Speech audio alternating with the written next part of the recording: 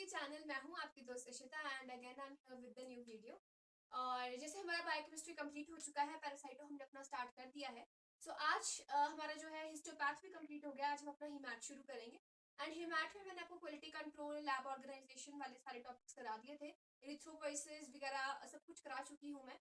सो आज जो हमारा टॉपिक होने वाला है वो है एचबी एस्टिमेशन कि हीमोग्लोबिन हम कैसे करते हैं।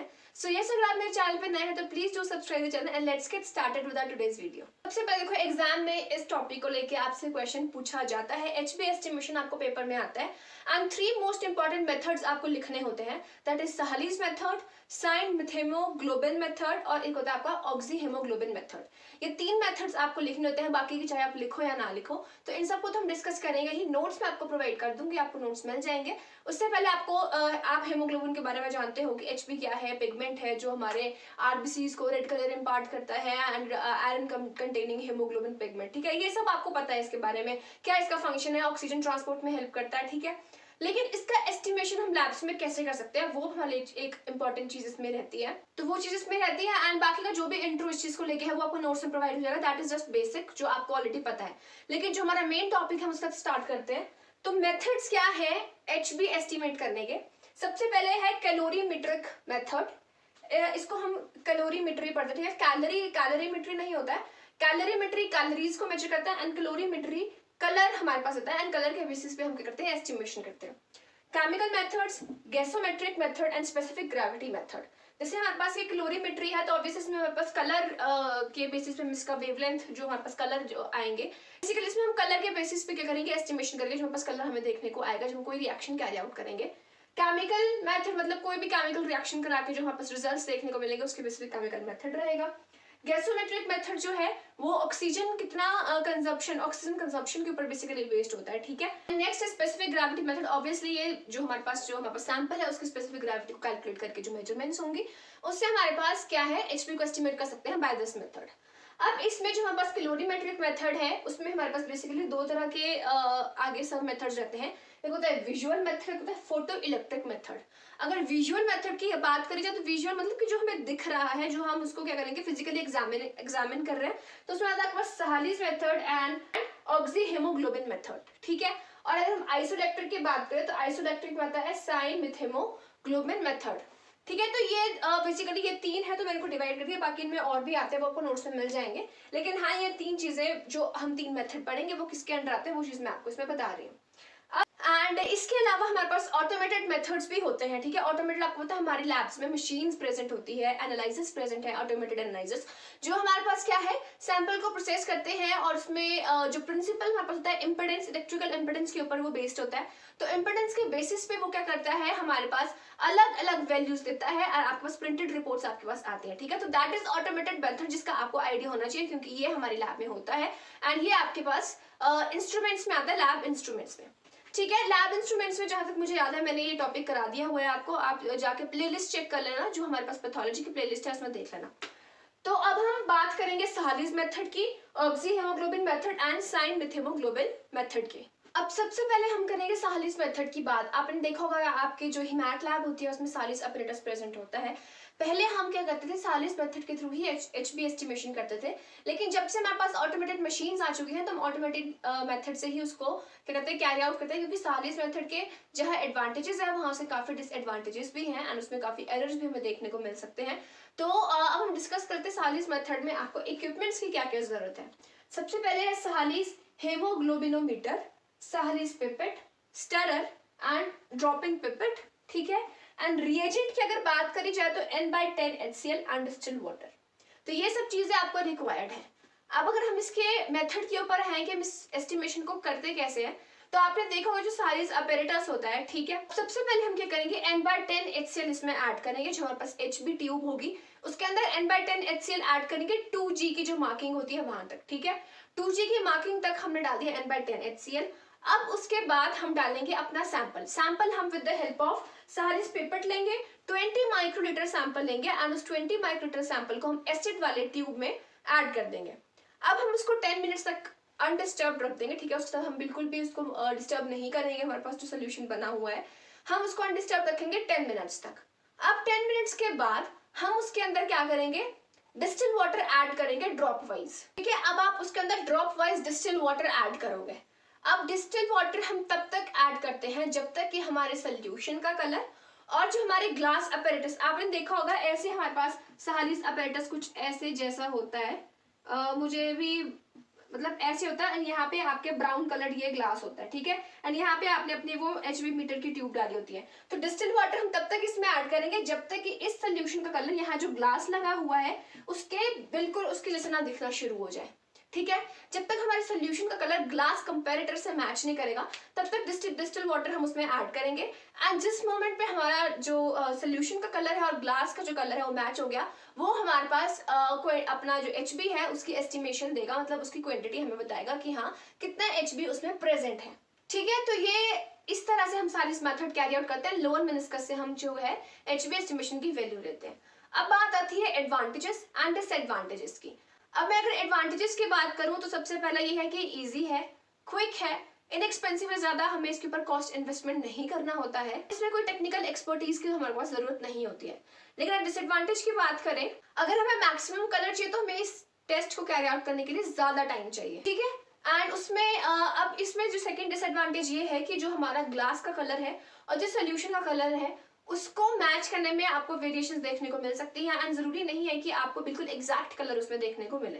एंड इसमें जो आपका कार्बोक्सी हीमोग्लोबिन है, ऑक्सी हीमोग्लोबिन है, सल्फ हीमोग्लोबिन है, ये तीनों चीजें क्या है एसिड हेमाटिन में कन्वर्ट नहीं होती हैं, तो आप इन 3 टाइप्स का जो है इसमें एस्टिमेशन नहीं कर सकते हो। एंड कलर डेवलपमेंट भी इसमें स्लो है, और जो एसिड हेमाटिन जो हमारे पास होता है वो अनस्टेबल होता है, वो इतना स्टेबल नहीं होता है, तो कलर आपको ज्यादा टाइम तक देखने को नहीं मिलेगा, ठीक है। तो जो ग्लास कंपैरेटर होता है it can also fade with time, तो टाइम के साथ वो अगर फेड हो सकता है तो ऑब्वियसली हमारा जो कलर हम सोल्यूशन मिलाना चाहते हैं उसमें भी आपको वेरिएशंस देखने को मिलेगी।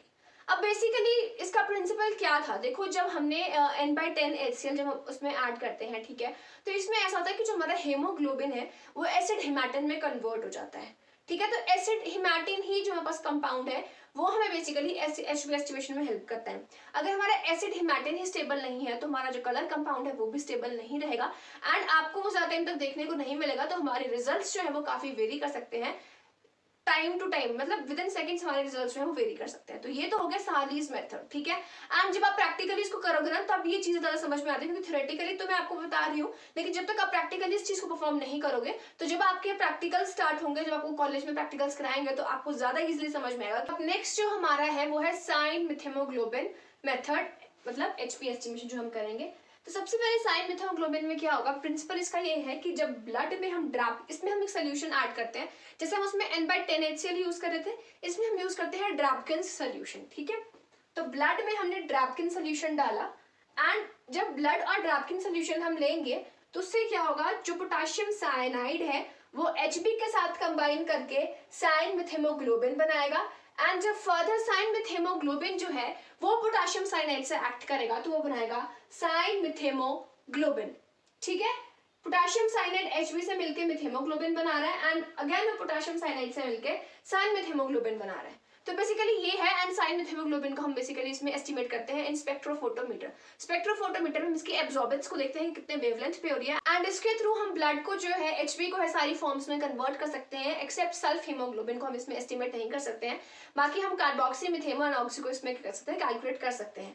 अगर हम मेथड की बात करें कि इसको परफॉर्म कैसे करना है, तो 5 ml हमारे पास क्या रहेगा, 5 ml हम लेंगे ड्रैपकिन सोल्यूशन जिसके अंदर 20 माइक्रोलीटर हम ब्लड लेंगे विद द हेल्प ऑफ जो सारी पिपेट में जैसे हमने पिपेट आउट किया था 20 माइक्रोलीटर ब्लड, अगेन हम वैसे ही करेंगे एंड इनको मिक्स करेंगे एंड ऐसे काफी इसको इन्वर्ट करके हम इसको सोल्यूशन को मिक्स करेंगे। उसके बाद 5 मिनट्स तक हम वेट करेंगे एंड उसके बाद हम स्पेक्ट्रोफोटोमीटर पे इसकी एब्जॉर्बेंस को नोट करेंगे एंड उसके बाद हमारे पास इसके रिजल्ट्स हमें देखने को मिलेंगे। तो वो हमारे पास क्या है, स्पेक्ट्रोफोटोमेट्रिक मेथड के थ्रू हमें देखने को मिलेगा। तो ये था हमारा साइन मिथेमोग्लोबिन मेथड। अब बात आती है एडवांटेजेस एंड डिसएडवांटेजेस की। अब एडवांटेजेस की अगर मैं बात करूं तो सबसे पहले ये कि सारी फॉर्म्स को आप इसमें कैलकुलेट कर सकते हो सिवाय sulph haemoglobin, but 3 forms can be calculated. Second, इसमें कोई विजुअल एरर नहीं है, जैसे हमारे पास सारिस मेथड में हमारे पास विजुअल एरर आ सकता था क्योंकि कलर के डिफरेंस की वजह से, ठीक है। जो सोल्यूशन है उसका कलर जो है वो स्टेबल है and it does not fade with time and absorbance आप एकदम से जैसे हमारे पास क्या है डाइल्यूशन बनता है तो उसके एकदम बाद आप इसमें एब्जॉर्बेंस कैलकुलेट कर सकते हो। अब हम बात करेंगे डिसएडवांटेजेस। सबसे बड़ा इसका डिसएडवांटेज ये है कि जो डाइल्यूशन है उसको हमें काफी टाइम के लिए स्टैंड बाय मोड पे रखना होगा ताकि हमारे पास जो है कंप्लीट कन्वर्जन हो सके एचबी का, तो हमें डाइल्यूशन को टाइम देना पड़ेगा, स्टैंड बाय मोड पे रखना पड़ेगा। सेकंड, आपके पास जो पोटेशियम साइनाइड है वो कितना पॉइजनस होता है, यू ऑल नो, एंड उसके लिए हमारे पास जो है पिपेटिंग इनहिबिटेड होती है, आप उसकी पिपेटिंग नहीं कर सकते, but yes it is poisonous.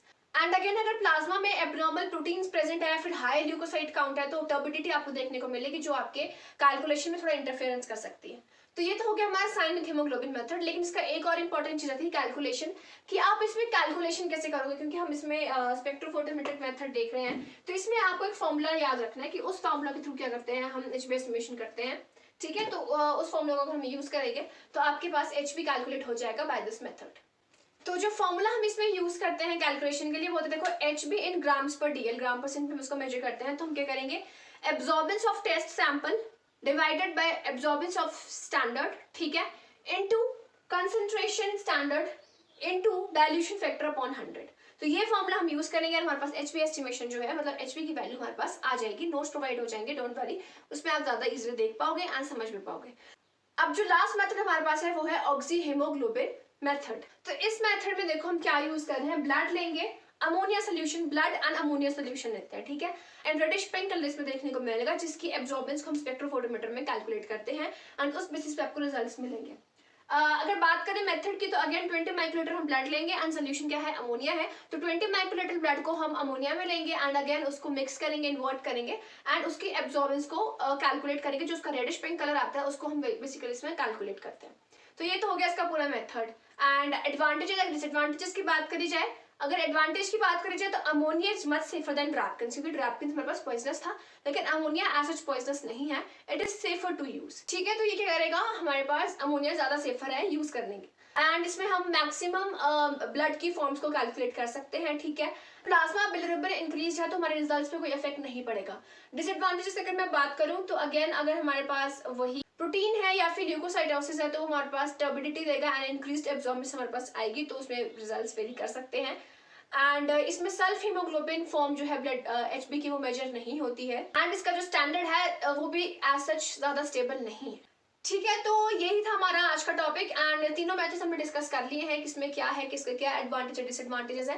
And अगर मैं सालिस मेथड की बात करूं तो आपको प्रैक्टिकल में भी पूछा जा सकता है, आपको प्रैक्टिकल में वो परफॉर्म करना भी पड़ सकता है। एंड जब हमारे प्रैक्टिकल हुए थे तो क्लास में मतलब कि कुछ बच्चों को आया था सालिस मेथड करने के लिए, तो आपको भी आ सकता है, तो सालिस मेथड पे ज्यादा ध्यान देना। एंड जो साइन मेथड एंड ऑक्सी है वो क्या है, आपका थ्योरी पोर्शन के हिसाब से इंपॉर्टेंट है, वो तीनों मेथड्स आपको पेपर में लिखने पड़ेंगे अगर एचबी एस्टिमेशन का क्वेश्चन आपको आता है। सो यस यही था आज की वीडियो में, एंड कोई भी क्वेरी होगी इंस्टाग्राम पे डीएम कर लेना, कमेंट सेक्शन में से पूछ लेना। So yes that's it for today and फिर मिलते हैं आपसे अगली वीडियो में, till then take care, good bye.